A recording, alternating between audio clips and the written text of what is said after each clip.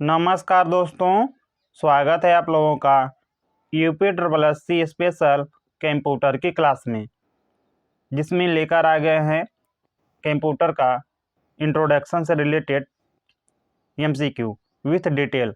तो यदि आप लोग यूपी ट्रिपल एस सी की किसी भी एग्ज़ाम की तैयारी कर रहे हैं तो वीडियो को शुरू से अंत तक ज़रूर देखें। एग्ज़ाम में बहुत ज़्यादा हेल्पफुल करेगा। UP triple S C pattern के अकॉर्डिंग ही जो है आप लोगों को कराया जाएगा। तो बने रहिए आप लोग। और यदि वीडियो को जो है आप लोगों को पसंद आता है तो अपने दोस्तों के साथ शेयर करना है तथा चैनल को सब्सक्राइब करके बेल आइकन को ऑन कर लेना है, ताकि आने वाली हर एक वीडियो का जो नोटिफिकेशन है आप लोगों को सबसे पहले मिले। तो चलिए स्टार्ट कर लेते हैं फर्स्ट क्वेश्चन से। आप लोगों को मैं बता देता हूँ, देखिए यह यूपी ट्रिपल एस सी के पैटर्न के अकॉर्डिंग ही कराया जाएगा। तो चलिए स्टार्ट कर लेते हैं। कंप्यूटर की उत्पत्ति और उसके कार्य करने का जो सिद्धांत है, इसी के संदर्भ में निम्नलिखित कथनों पर विचार करना है। जैसे कि फर्स्ट क्या कह रहा है कि कंप्यूटर जो शब्द है इसकी उत्पत्ति लैटिन भाषा का जो शब्द है कंप्यूटर यानी कंप्यूटेयर है, इसी से हुई है, जिसका क्या अर्थ होता है तो गणना करना होता है। सेकेंड कह रहा है कि गीगो, जिसका फुल फॉर्म होता है गार्बेज इन गार्बेज आउट। क्या कंप्यूटर जो है गीगो यानी गार्बेज इन गार्बेज आउट के सिद्धांत पर कार्य करता है, जो इसकी जो है सटीकता यानी एक्यूरेसी को दर्शाता है। हिंदी में जो कंप्यूटर है इसे अभिकलित्र या संगणक के नाम से भी जाना जाता है। तो उपयुक्त कथनों में से कौन सा जो कथन है यह सही है, आप लोगों को बताना है। तो देखिए जो कंप्यूटर है इसकी जो कंप्यूटर शब्द है इसकी जो उत्पत्ति होती है यह लैटिन भाषा का जो शब्द है कंप्यूटेयर, इसी से होती है। तो बिल्कुल राइट है, जिसका शाब्दिक अर्थ होता है गणना करना। और जो कंप्यूटर है यह गीगो का जो प्रिंसिपल है यानी सिद्धांत है, इसी के तहत जो है कार्य करता है। इससे क्या होता है कि इसकी जो एक्यूरेसी है यह बनी रहती है, यानी एक्यूरेसी को दर्शाता है गार्बेज इन गार्बेज आउट। और साथ ही साथ जो कंप्यूटर का जो हिंदी में मतलब होता है यह होता है संगणक, जिसे कह सकते हैं कि गणना करना भी कह सकते हैं। इसलिए 1, 2 और तीनों के तीनों मतलब कि राइट हो जाएगा। तो ऑप्शन नंबर जो डी है करेक्ट हो जाएगा इस प्रश्न का राइट आंसर। तो चलिए हम लोग विथ डिटेल देख लेते हैं, क्योंकि आप लोगों को इसमें डिटेल आप लोगों को मतलब कि प्रोवाइड किया जाएगा डिटेल। तो जो परिभाषा है कंप्यूटर का, तो कंप्यूटर क्या है, एक इलेक्ट्रॉनिक उपकरण है यानी इलेक्ट्रॉनिक डिवाइस है जो डेटा को जो है इनपुट के रूप में ग्रहण करती है यानी लेती है, उसके बाद उसे प्रोसेस करती है और आउटपुट यानी इन्फॉर्मेशन बाद में हम लोगों को देती है। तो कंप्यूटर जो आप लोग देख सकते हैं कि एक सेटअप है। तो जो हम लोग कंप्यूटर में डाटा यानी कोई भी डाटा जो है वो मान लीजिए कि जो इनपुट के माध्यम से देते हैं, जैसे कि आप लोग कीबोर्ड के माध्यम से दिए कोई भी डाटा, मान लीजिए आप लोग 5+3 कंप्यूटर में टाइप किए कीबोर्ड के माध्यम से, तो यह जो डाटा दिए आप लोग 5+3, तो यह जो कंप्यूटर है इसका जो प्रोसेसर है यहाँ पे ये प्रोसेस करेगा कि इसे क्या करना है। तो जो आप कमांड दिए हैं +3, तो इसके अकॉर्डिंग यह क्या करेगा, उसे आउटपुट देगा, यानी बाद में हम लोगों को जो है 8 दे देगा कंप्यूटर, यानी जो है आउटपुट यानी इन्फॉर्मेशन जो है मॉनिटर पर हम लोगों को दिखने लगेगा। यदि आप लोग माइनस लगाते हैं तो 5-3 यानी 2 दे देगा आउटपुट। इसी सिद्धांत पर कार्य करता है यानी कंप्यूटर, यानी इसका परिभाषा है। आप लोगों को ध्यान रखना है कि कंप्यूटर कोई भी डिवाइस है, मतलब कि एक इलेक्ट्रॉनिक डिवाइस है जो डेटा को इनपुट के रूप में लेती है, उसे जो है प्रोसेस करती है और आउटपुट के रूप में हमें प्रदान करती है। और साथ ही साथ यह जो डेटा है जैसे कि 8 या कोई भी जो डेटा है यह भविष्य के लिए इसे स्टोर भी कर सकती है, ताकि यदि आप लोग उसे दोबारा प्राप्त करना चाहते हैं तो वह मतलब कि दे सके। तो शब्द की जो उत्पत्ति होती है कंप्यूटेयर, यानी जो कंप्यूटर है यह लैटिन भाषा का जो कंप्यूटेयर है इसी से होता है। जिसका जो अर्थ होता है क्या होता है तो गणना करना होता है। हिंदी नाम संगणक है और जो इसका सिद्धांत है गीगो यानी गार्बेज इन गार्बेज आउट। जैसा कि इनपुट देंगे आप उसी प्रकार से जो कंप्यूटर है हमें क्या आउटपुट प्रदान करता है, यानी जो इसका मतलब कि कोई भी इसमें जो है गलती होने की संभावना नहीं है। जिस प्रकार मतलब कि इनपुट आप देंगे उसी प्रकार का आउटपुट हमें कंप्यूटर दिएगा। यदि आप लोग जो है इंस्ट्रक्शन ही गलत दे देंगे तो कंप्यूटर हमें आउटपुट भी गलत देगा, यानी कंप्यूटर में जिस प्रकार आप लोग इनपुट डालेंगे उसी प्रकार आउटपुट प्रदान करेगा। तो चलिए क्वेश्चन नंबर 2 देख लेते हैं। गणना यंत्रों के विकास के क्रम में अबेकस और जो पास्कलाइन है इसके संदर्भ में कौन सा कथन सत्य है बताना है। तो जो अबेकस का आविष्कार हुआ है क्या 17वीं शताब्दी में फ्रांस में हुआ है। तो देखिए जो अबेकस का आविष्कार है यह 17वीं शताब्दी में नहीं हुआ है, आप लोगों को ध्यान रखना है। यह कह सकते हैं कि आज से लगभग 2 से 4,000 वर्ष मतलब कि ईसा पूर्व में हुआ था, और न कि फ्रांस में, यहाँ कह सकते हैं मतलब कि चीन या जो है प्राचीन बेबीलोन में हुआ था जो अबेकस है, इसलिए रंग हो गया है। पास्कलाइन जो है दुनिया का पहला जो है इलेक्ट्रॉनिक गणना यंत्र था। तो देखिए जो पास्कलाइन है दुनिया का फर्स्ट इलेक्ट्रॉनिक लिखा, इसलिए यहाँ रंग हो जाएगा, इलेक्ट्रॉनिक गणना यंत्र नहीं था। अबेकस को दुनिया का पहला गणना यंत्र माना जाता है जिसमें क्या होता है मोतियों यानी जो बिट्स होते हैं इसका प्रयोग होता है। बिल्कुल जो अबेकस है इसे जो है दुनिया का फर्स्ट गणना यंत्र माना जाता है, इसमें जो है बिट्स का यूज हुआ था, इसलिए ऑप्शन नंबर सी राइट हो जाएगा। डी क्या कह रहा है कि जो ब्लेज पास्कल है इन्होंने जो है अबेकस में सुधार करके कंप्यूटर प्रोग्राम तैयार किया था, तो नहीं। तो राइट आंसर कौन सा हो जाएगा, ऑप्शन नंबर सी हो जाएगा कि अबेकस जो है दुनिया का फर्स्ट गणना करने वाला यंत्र माना जाता है जिसमें जो है मोतियां यानी बिट्स का प्रयोग होता था।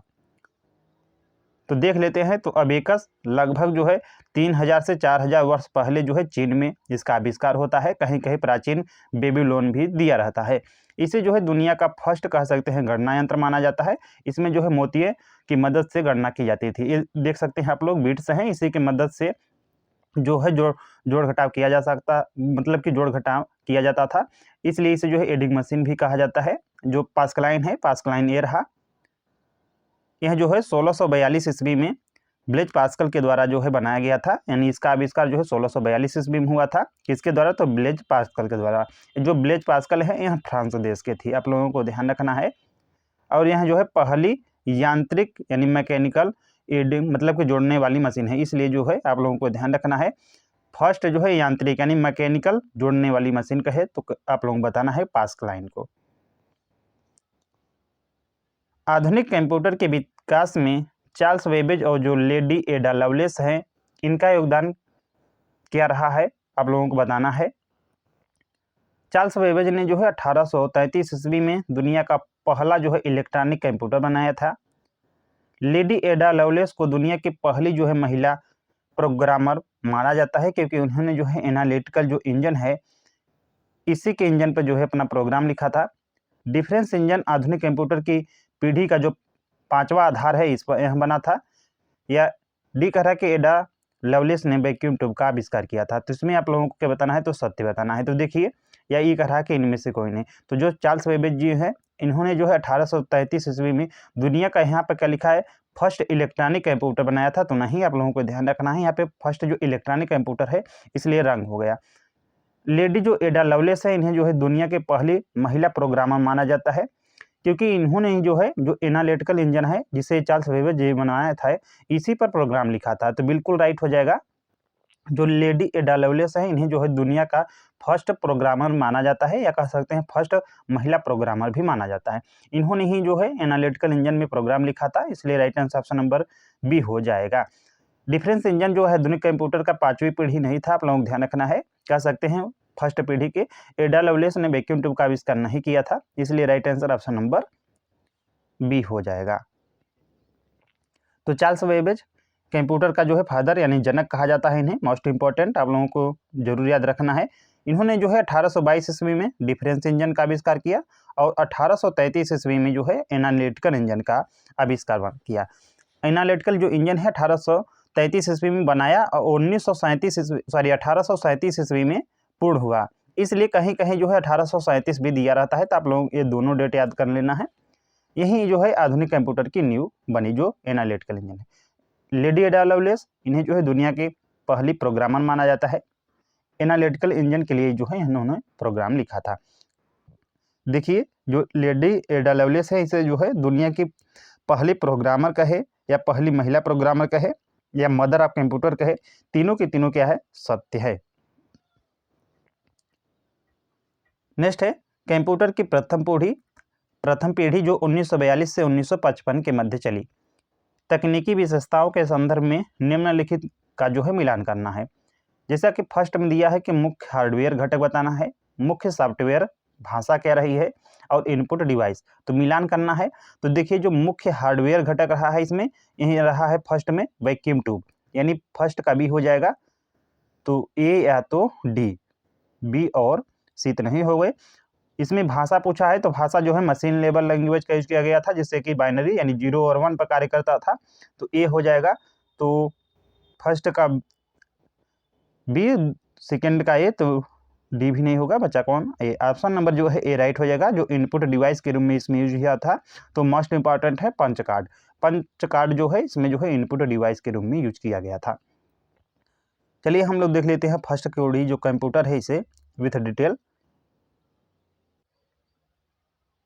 तो पहली जो पीढ़ी रही है 1942 से 1955 के मध्य कार्य की है।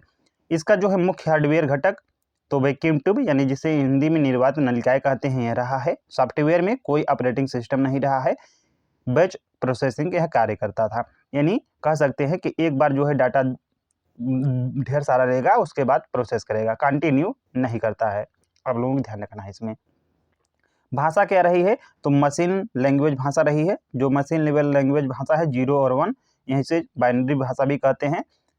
इसमें मेमोरी या कह सकते हैं स्टोरेज डिवाइस के रूप में इनपुट में पंच कार्ड का यूज किया जाता था और स्टोरेज के रूप में मैग्नेटिक ड्रम का, मोस्ट इंपॉर्टेंट है यहाँ आ चुका है, मैग्नेटिक ड्रम का जो है यूज किया जाता है स्टोरेज के रूप में, और इनपुट डिवाइस के रूप में इसमें पंच कार्ड का यूज किया गया था।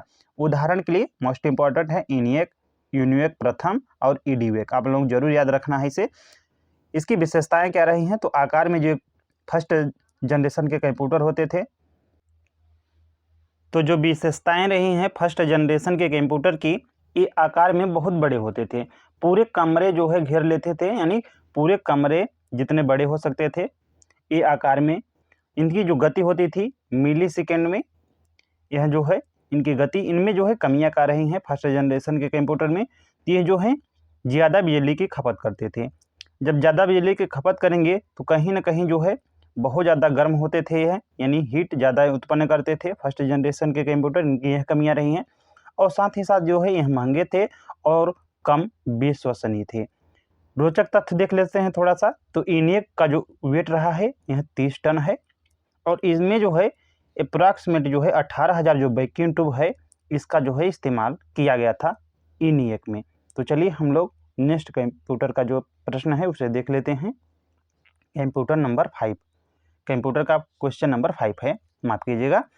तो प्रथम पीढ़ी के कंप्यूटर जैसे कि इनियक हुआ और यूनिवेक, इनकी जो है प्रमुख सीमाएं यानी लिमिटेशन के बारे में कौन सा कथन असत्य है बताना है। ये कह रहा है कि जो आकार में होते थे बहुत विशाल होते थे और पूरे कमरे के बराबर जगह जो है घर घेरते थे। बी कह रहा है कि इनमें जो है बिजली की खपत बहुत अधिक होती थी और यह बहुत जल्दी जो है गर्म हो जाते थे। सी कह रहा है कि प्रथम जो पीढ़ी के कंप्यूटर हैं इनमें जो है डेटा स्टोरेज के लिए मैग्नेटिक डिस्क का प्रयोग किया गया था। और डी कह रहा है कि इनकी जो है गणना करने की जो गति है यह मिली सेकेंड में थी। तो ये कह रहा है कि इनमें से कोई नहीं, तो राइट आंसर बताना है, माफ कीजिएगा असत्य बताना है। ध्यान रखना है आप लोगों को, मतलब कि प्रश्न को ध्यान से पढ़ना है, तो असत्य बताना है। तो अभी हम लोग देखे हैं कि जो फर्स्ट जनरेशन के कंप्यूटर थे बहुत विशाल थे, जो पूरे कमरे के बराबर जगह घेरते थे, तो यह तो राइट हो जाएगा। इनमें जो है बिजली की खपत भी बहुत अधिक होती थी, इसलिए जो है बहुत जल्दी गर्म हो जाते थे, बी भी राइट हो जाएगा। जो प्रथम पीढ़ी के कंप्यूटर हैं इनमें जो है डेटा स्टोरेज के लिए मैग्नेटिक जो डिस्क है इसका प्रयोग हुआ था, नहीं जो मैग्नेटिक डिस्क है इसका यूज नहीं किया गया था, मैग्नेटिक ड्रम का यूज किया गया था। तो सी राइट हो जाएगा इसका, क्योंकि यही जो है असत्य है। जबकि डी कह रहा है कि इनकी गणना करने की जो गति है मिली सेकेंड में होती थी, तो यह भी राइट है। तो correct answer option number C हो जाएगा, क्योंकि यह रॉन्ग है। कंप्यूटर की सेकेंड जनरेशन के संबंध में निम्नलिखित कथनों पर विचार कीजिए। इस पीढ़ी में जो है वैक्यूम ट्यूब के स्थान पर जो ट्रांजिस्टर है इसका प्रयोग शुरू हुआ। सेकेंड कह रहा है कि उच्च स्तरीय भाषाएं जैसे कि कोबॉल, फोर्टान विकास इसी काल में हुआ। थर्ड कह रहा है कि इस पीढ़ी में जो है डेटा प्रोसेसिंग की जो गति है यह नैनो सेकेंड में मापा जाता था। तो देखिए जो सेकेंड जनरेशन का कंप्यूटर है इसमें जो है आप लोगों को बताना है कि कौन सा कथन मतलब कि राइट है यानी सही पूछा है। तो फर्स्ट जनरेशन के जो कंप्यूटर है इसमें क्या होता था, तो वैक्यूम ट्यूब का यूज हुआ था। इसी के स्थान पर ट्रांजिस्टर का यूज हुआ सेकेंड जनरेशन में, इसलिए फर्स्ट राइट हो जाएगा। इसमें जो है कह सकते हैं जो उच्च स्तरीय भाषा है जैसे कि कोबल और फोरट्रॉन का विकास हुआ, बिल्कुल राइट है। इनका विकास ध्यान रखना है आप लोगों को, सेकेंड जनरेशन में हुआ है अप्रॉक्सीमेट 1954 से 57 के मध्य। लेकिन इनका जो व्यापक यूज हुआ है यहाँ थर्ड जनरेशन में यूज हुआ है, आप लोगों को ध्यान रखना है। यानी कह रहा है कि विकास हुआ है तो बिल्कुल राइट हो जाएगा। इस पीढ़ी में जो है डेटा प्रोसेसिंग की जो गति है नैनो सेकेंड में मापा जाता था, नहीं फर्स्ट जो जनरेशन है इसमें मिली सेकेंड में मापा जाता था, और जो सेकेंड जनरेशन है इसमें माइक्रो था, इसलिए थर्ड क्या हो जाएगा, रंग हो जाएगा। जो नैनो सेकेंड है यह थर्ड जनरेशन के कंप्यूटर का था स्पीड, यानी डेटा प्रोसेसिंग की जो गति है यह नैनो सेकेंड जो थी यह थर्ड जनरेशन की थी, इसलिए right answer option number A हो जाएगा। तो देख लेते हैं अब हम लोग सेकेंड जनरेशन। टाइम पीरियड 1956 से 1964 के मध्य। देखिए टाइम पीरियड ये वेरी कर सकता है, आप लोग थोड़ा इसे जो है मैनेज करना है। हार्डवेयर इसमें जो यूज हुआ तो ट्रांजिस्टर यूज हुआ, वैक्यूम ट्यूब की जगह, ये छोटे होते थे, तेज और सस्ते। सॉफ्टवेयर के रूम में बैच प्रोसेसिंग और मल्टी प्रोग्रामिंग आ गई। भाषाएं हुआ असेंबली लैंग्वेज जैसे कि ADD और SUB।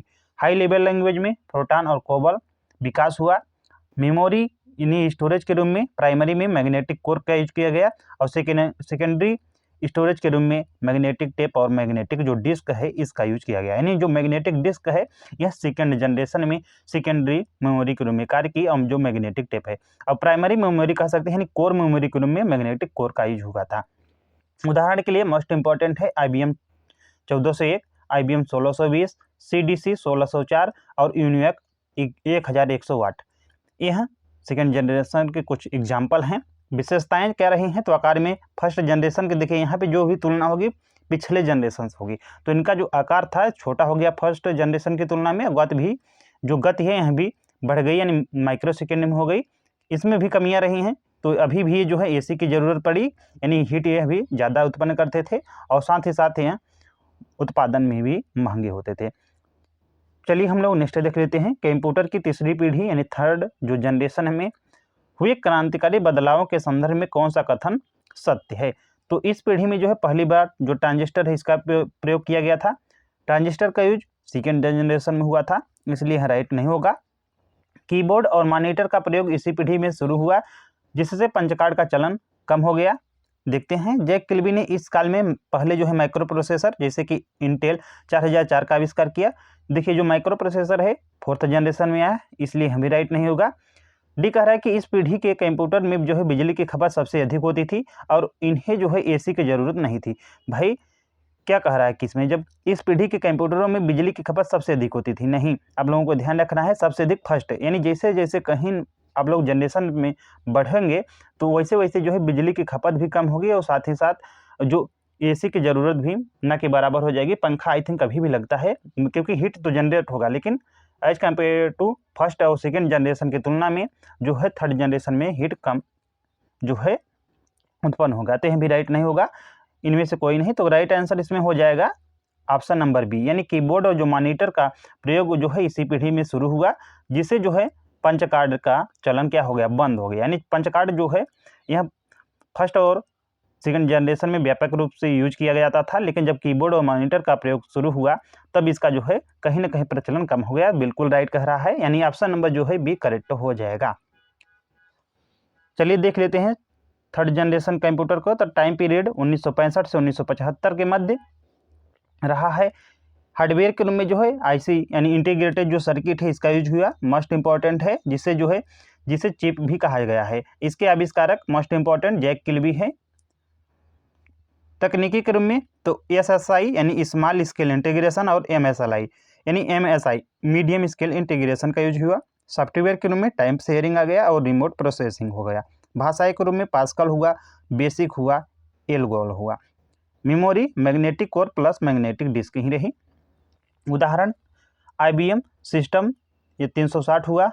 हनीवेल 6000 सीरीज जो आई थी हनीवेल की इसी में आई थी, यानी थर्ड जनरेशन के कंप्यूटर में। और PDP-8 इसकी विशेषताएं क्या रही हैं, तो पहली बार जो है कीबोर्ड और मॉनिटर का यूज हुआ और गति इसकी जो है नैनो सेकेंड में आ गई। कमियाँ आईसी निर्माण में क्या हो गई, जटिल। देखिए आईसी निर्माण में से क्या हुआ, कंप्यूटर का जो है कहीं ना कहीं जो है जो बहुत ज़्यादा आकार में बढ़ते थे उसमें मतलब कि कमी आई, लेकिन इसे जो है बनाना कहीं ना कहीं जटिल था, इसमें जो यह कमी रही है। चलिए नेक्स्ट देख लेते हैं क्वेश्चन नंबर 8। तकनीकी घटकों और उनकी जो है संबंधित पीढ़ी के आधार पर निम्नलिखित का सही मिलान करें। VLSI दिया है, SSI और MSI दिया है और ट्रांजिस्टर दिया है। तो VLSI very large scale integration जो यूज किया गया था चौथी पीढ़ी में, तो ये नहीं होगा और ना ही डी होगा। SSI और MSI जो है यह जो आया था यह थर्ड जनरेशन में आया था, तो सी किस में है, सी है, ऑप्शन नंबर सी करेक्ट हो जाएगा। और जो ट्रांजिस्टर है दूसरी पीढ़ी में आया था, तो बिल्कुल राइट हो जाएगा ऑप्शन नंबर सी, फर्स्ट का बी, सेकेंड का सी और थर्ड का ए। कंप्यूटर की चौथी पीढ़ी फोर्थ जनरेशन की विशेषताओं के संदर्भ में निम्नलिखित कथनों में से कौन सा जो है गलत है, आपको बताना है। इसी पीढ़ी के दौरान इंटरनेट का जन्म और तेजी से विकास हुआ है। GUI यानी ग्राफिकल यूजर इंटरफेस और विंडोज और MS-DOS जो है कह सकते हैं जो ऑपरेटिंग सिस्टम है इसका आविष्कार हुआ यानी आगमन हुआ। इस काल में कंप्यूटर जो है आम आदमी तक जो है पहुंच गए और लैपटॉप यानी पोर्टेबिलिटी का विकास इसी काल में हुआ। कंप्यूटर इस पीढ़ी में प्रोग्रामिंग के लिए मुख्य रूप से असेंबली भाषा का प्रयोग किया जाता था या इनमें से कोई नहीं। तो देखिए जो फोर्थ जनरेशन का कंप्यूटर है इसमें जो है इंटरनेट का, क्योंकि माफ़ कीजिएगा 1969 ईस्वी में ARPANET आया, तो 1964 से 1975 के मध्य, तो कहीं ना कहीं राइट हो जाएगा, यानी इंटरनेट का जन्म और तेजी से विकास हुआ है, राइट हो जाएगा। यानी ग्राफिकल यूजर इंटरफेस जैसे कि विंडोज और MS-DOS का आविष्कार इसी काल में हुआ, बिल्कुल यहाँ भी राइट हो जाएगा। और इस काल में कंप्यूटर जो है आम आदमी तक पहुँच गए और लैपटॉप जैसे कि पोर्टेबिलिटी का आविष्कार हुआ, क्योंकि माइक्रो प्रोसेसर जो है इसी काल में मतलब कि बनाया गया था, इसलिए यह भी राइट हो जाएगा, यानी जो है सी भी करेक्ट हो जाएगा। कंप्यूटर की इस पीढ़ी में जो है प्रोग्रामिंग के लिए मुख्य रूप से असेंबली भाषा का यूज नहीं किया गया था, हाई लेवल लैंग्वेज आ गई थी, तो यह राइट हो जाएगा ऑप्शन नंबर डी, क्योंकि यही जो है असत्य है। तो correct answer option number D हो जाएगा। चलिए देख लेते हैं इसे। तो 1976 से, माफ़ कीजिएगा मैं शायद टाइम पीरियड मतलब कि गलत बोल दिया था, इसका जो है फोर्थ जनरेशन का 1976 से 1989 है। माइक्रो प्रोसेसर आया 1971 में, इंटेल ने बनाया है, जिसे जो हार्डवेयर के रूप में जो है यूज किया। देखिए 1971 में बना, लेकिन यूज हुआ है, आप लोगों को ध्यान रखना है, फोर्थ जनरेशन में, जिससे कि तकनीकी में VLSI very large scale integration, software में GUI आधारित ऑपरेटिंग सिस्टम आ गया, MS-DOS आया, यूनिक्स आया, मैकिन्टोश ऑपरेटिंग सिस्टम आ जाएगा। और भाषाएं हाई लेवल लैंग्वेज में C++, बेस, DBase है और SQL जैसे जो हैं प्रोग्रामिंग भाषाओं का यूज किया जाने लगा। मेमोरी के रूप में सेमीकंडक्टर मेमोरी जैसे कि रैम और रोम, और बड़ी हार्ड डिस्क जो है ड्राइव जो है इसका जो है यूज किया जाने लगा सेकेंडरी स्टोरेज के रूप में। उदाहरण के रूप में IBM PC हुआ, एप्पल का जो मैकिन्टोश है और स्टार 1000। विशेषताएं, तो पीसी की क्रांति यानी घर घर में क्या हुआ, कंप्यूटर आने लगा, क्योंकि जो है पोर्टेबल कंप्यूटर का आविष्कार हो गया, क्योंकि माइक्रो प्रोसेसर आ गया था इसलिए, और इंटरनेट की शुरुआत भी मानी जाती है। रोचक तथ्य, दुनिया का पहला माइक्रो प्रोसेसर जो है इंटेल 4004 है, जिसे 1971 में IBM के द्वारा बनाया गया था। माइक्रो प्रोसेसर के इतिहास के संदर्भ में निम्नलिखित कथनों को पढ़ें। जैसा कि फर्स्ट कह रहा है कि दुनिया का पहला जो माइक्रो प्रोसेसर है इंटेल 4000 था जो 1971 में बनाया गया था, तो बिल्कुल राइट है।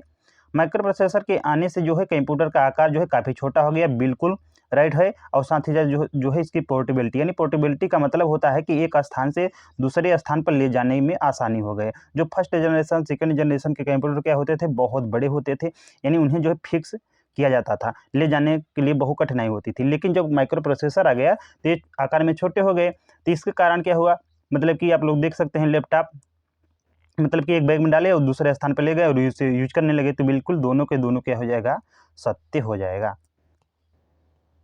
कंप्यूटर की पांचवी यानी फिफ्थ जनरेशन के जो मुख्य लक्षणों के संदर्भ में निम्नलिखित कथनों पर विचार कीजिए। इस पीढ़ी में जो है मुख्य हार्डवेयर घटक के रूप में ULSI यानी अल्ट्रा लार्ज स्केल इंटीग्रेशन का प्रयोग किया गया था। तो बिल्कुल यह पीढ़ी जो है आर्टिफिशियल इंटेलिजेंस यानी AI और पैरेलल जो प्रोसेसिंग है इसी पर आधारित थी, बिल्कुल राइट है यह भी। इस पीढ़ी का जो मुख्य लक्ष्य है ऐसी मशीनें बनाना जो मानवीय भाषा यानी जो न्यूरल लैंग्वेज है उसे समझ सके, बिल्कुल, क्योंकि हम लोग देख सकते हैं कि जो 5th जनरेशन है इसी में जो है आर्टिफिशियल इंटेलिजेंस का व्यापक रूप से इस्तेमाल हुआ है, जैसे कि आप लोग देख सकते हैं। तो यह भी राइट हो जाएगा कि मशीनें जो हैं मतलब कि कहीं ना कहीं जो है मानवीय भाषा के रूप में जिससे कि मानवीय कार्य है उसे जो है समझ सके, मतलब कि उसी प्रकार का मशीन जो है डिजाइन करना। तो तीनों के तीनों क्या हो जाएगा, सत्य हो जाएगा। ऑप्शन नंबर डी करेक्ट हो जाएगा। चलिए देख लेते हैं 5th जनरेशन का टाइम पीरियड 1989 से वर्तमान तक। हार्डवेयर के रूप में ULSI ultra large scale integration और कृत्रिम बुद्धिमत्ता नहीं आर्टिफिशियल इंटेलिजेंस का यूज किया गया। सॉफ्टवेयर या तकनीकी इसमें पैरेलल प्रोसेसिंग होगा और NLP यानी नेचुरल लैंग्वेज प्रोसेसिंग आ गया। भाषाएं पाइथन आ गया, जावा, लिस्प, प्रोलांग। स्टोरेज के रूप में ऑप्टिकल डिस्क आ गया, ब्लूरे, SSD और क्लाउड स्टोरेज। मोस्ट इंपॉर्टेंट है क्लाउड स्टोरेज, अब क्योंकि मतलब कि क्लाउड स्टोरेज मतलब कि आप लोगों को जो मतलब कि इसका मतलब कि यूज जो होता है ये जो है इंटरनेट में होता है। इसमें जो है मतलब कि रैम मतलब कि आप लोगों को जो मोबाइल में डेटा स्टोरेज नहीं होता है, यह क्लाउड मतलब बादल कह सकते हैं, यानी बादल के रूप में जो स्टोर होता है इंटरनेट में ही होता है। इसमें आप लोग जितना पैसा देंगे मतलब उसी अकॉर्डिंग कार्य कर सकते हैं। जैसे कि जीमेल में आप लोग देखे होंगे गूगल ड्राइव, यही इसका एग्जाम्पल है। उदाहरण के रूप में रोबोट, सुपर कंप्यूटर, परम, समिट आ गया। वॉइस असिस्टेंट में अमेजन अलेक्सा, सीरी, गूगल असिस्टेंट। विशेषताएं क्या रही हैं तो सोचने समझने व निर्णय लेने की क्षमता। क्वांटम कंप्यूटिंग पर शोध जारी है इसी जनरेशन में। कमियां इसमें मोस्ट इंपॉर्टेंट है बेरोजगारी का डर। कहीं ना कहीं जो कंप्यूटर है यह बेरोजगारी का डर बहुत ज़्यादा है, क्योंकि जो पहले व्यक्ति मतलब कई सारे व्यक्ति मिलकर कार्य करते थे वो कंप्यूटर आज अकेले कर दे रहा है। हालांकि इसका मतलब कह सकते हैं कहीं मतलब रोजगार भी दे रहा है। जैसे कि आप लोग यदि artificial intelligence, deep learning, machine learning सीख लेते हैं तो यह रोजगार भी तो हुआ, लेकिन ज़्यादातर इसकी जो है बेरोजगारी ही है। और AI एथिक्स का सवाल है इस पर। और रोचक तथ्य मोस्ट इंपॉर्टेंट है, तो इस पीढ़ी का जो लक्ष्य है मशीनें जो है खुद से सीख सके, यानी मशीन लर्निंग ये जो है इस पर कार्य कर रहा है 1st जनरेशन का जो है। क्वेश्चन नंबर 12 है, भविष्य की तकनीकी और 5वीं पीढ़ी के कंप्यूटर को उदाहरणों के संबंध में कौन सा युग्म सुमेलित है। वॉइस असिस्टेंट है, सुपर कंप्यूटर है, भविष्य की गणना तकनीकी है। तो देखिए जो वॉइस असिस्टेंट है अलेक्सा है, सीरी है, बिल्कुल फर्स्ट का यानी वॉइस असिस्टेंट अलेक्सा और सीरी है, बिल्कुल राइट हो जाएगा। सुपर कंप्यूटर में परम, देखिए यहाँ पे परम दे दिया है इसलिए जो है यह रंग हो जाएगा, क्योंकि परम 800 है सुपर कंप्यूटर। आप लोगों को ध्यान रखना है परम से, क्योंकि इसकी सीरीज चली थी इसलिए जो है क्या हो जाएगा, रंग हो जाएगा। भविष्य की गणना तकनीकी क्वांटम कंप्यूटर, बिल्कुल राइट है, यानी 1 और 3 तो दिया ही नहीं है। देखिए आई थिंक इसमें जो है कहीं ना कहीं मिस्टेक हुआ है, या तो इसे जो है 800 बना लीजिए, तो इसलिए मतलब 1, 2 तीनों के तीनों सही हो जाएंगे, तो ऑप्शन नंबर डी करेक्ट हो जाएगा। आप लोगों को उसे जो है थोड़ा सा ध्यान रखना है। चलिए नेक्स्ट देख लेते हैं, पंचकार्ड के इतिहास और कार्यप्रणाली के संदर्भ में निम्नलिखित में से कौन सा कथन क्या है, गलत है। एक कह रहा है कि पंचकार्ड में जो है डेटा को क्षेत्रों यानी होल्स के माध्यम से जो है दर्शाया जाता था, जो बाइनरी सिस्टम जैसा कि 0 और 1 पर आधारित होता। तो बिल्कुल राइट है, पंचकार्ड में आप लोग देख सकते हैं, मैं आई थिंक लेकर आया हूँ, इस प्रकार का है जिसमें जो है होल है, इसमें मतलब होल बनाया जाता था, इसमें जो है 0 और 1 यानी बाइनरी सिस्टम पे कार्य करता था, यानी होल में ही जो है डेटा स्टोरेज मतलब होती थी पंचकार्ड में। आप लोगों को ध्यान रखना है, तो यह राइट हो जाएगा। जोसेफ मैरी जैकवार्ड ने सबसे पहले इसका जो है यूज किया किसमें, तो कपड़ा बुनने की मशीन में यानी पावर लूम में विकास किया, तो बिल्कुल राइट यह भी हो जाएगा। हरमन होलेरिथ ने 1890 की अमेरिकी जनगणना में पंचकार्ड का सफल प्रयोग किया, तो यह भी राइट हो जाएगा। पंचकार्ड का उपयोग जो है सबसे पहले 4थी पीढ़ी के कंप्यूटरों में इनपुट देने के लिए किया गया था, नहीं। देखिए जो पंचकार्ड है यह जो है इनपुट के रूप में यूज होता था, लेकिन फर्स्ट और कह सकते हैं सेकेंड 3rd जनरेशन के बाद इनपुट के रूप में कीबोर्ड माउस आ गया, इसलिए जो है 4थी पीढ़ी रंग हो गया, तो ऑप्शन नंबर डी सत्य हो जाएगा।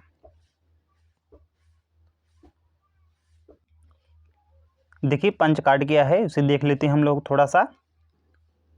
तो पंचकार्ड क्या है, तो सख्त कागज या कार्डबोर्ड का कार्ड होता है, जैसा कि दिख रहा है ये कागज़ ही है, आप लोगों को ध्यान रखना है, कार्डबोर्ड का कार्ड है।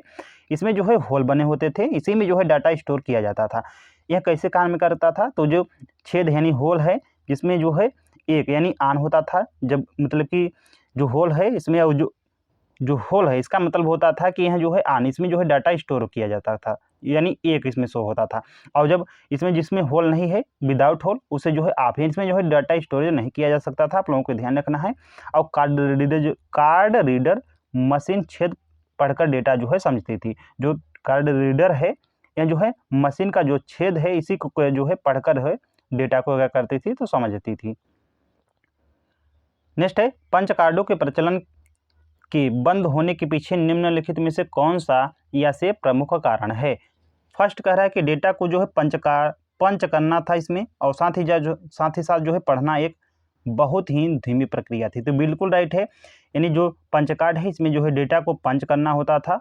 इससे क्या होता था कि डेटा जो है यानी जो इसमें हुआ डेटा जो है इसमें दिया गया था उसे जो है पढ़ने में बहुत सारा जो है टाइम लगता था, तो यह बिल्कुल राइट हो जाएगा। कार्ड के मुड़ने या गीला होने पर जो है डेटा इसमें जो स्टोरेज होता था कह सकते हैं खराब होने का डर रहता था, यह भी राइट हो जाएगा। एक बार छिद्र गलत हो जाने पर उसे जो है सुधारा नहीं जा सकता था, आप लोगों को ध्यान रखना है इसमें। यदि एक बार छेद गलत हो गया तो उसमें जो है सुधारा नहीं जा सकता था और नया कार्ड बनाना भी पड़ता था। मतलब कि यदि होल जो है गलत हो गया तो उसे जो है सुधार नहीं सकते थे, दोबारा नया बनाना पड़ेगा, इसलिए भी राइट हो जाएगा। तो इसी के कारण जो है ऐसा जो है अब पंच कार्ड का जो है प्रचलन बंद हो गया है। तो right answer option number D हो जाएगा।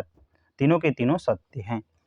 पंच कार्ड बंद क्यों हुए देख लेते हैं। तो धीमी प्रक्रिया थी इसलिए, नाजुक और मुड़ने यानी भीगने से क्या होता था डेटा खराब हो जाता था, गलती सुधारी नहीं जा सकती थी इसमें, ज़्यादा जगह घेरते थे, तीसरी पीढ़ी में जैसे कि मैग्नेटिक टेप डिस्क और कीबोर्ड आने से इसका जो है यूज बंद हो गया।